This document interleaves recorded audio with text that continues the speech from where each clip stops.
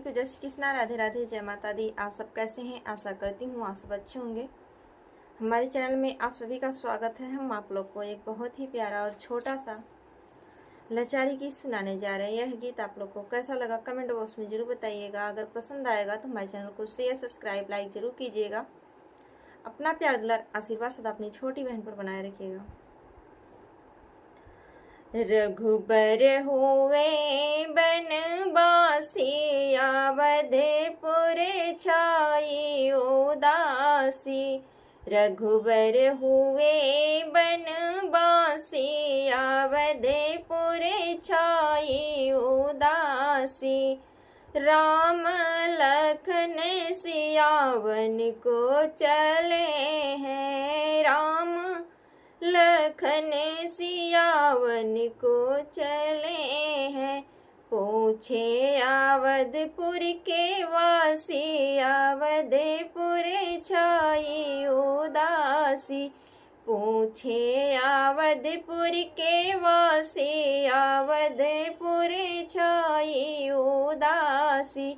रघुबर हुए बनवासी, अवधपुर छाई उदासी। रघुबर हुए बनवासी, अवधपुर छाई उदासी। के कई के रहे राम अखिया के पुतरी, के कई के रहे राम अखिया के पुतरी। मति फेर दीही एक दासी, अवधपुर छाई उदासी। मति फेर दीही एक दासी, अवधपुर छाई उदासी।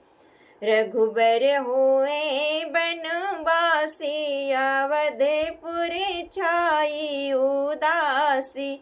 रघुबर हुए बनवासी, अवधपुर छाई उदासी।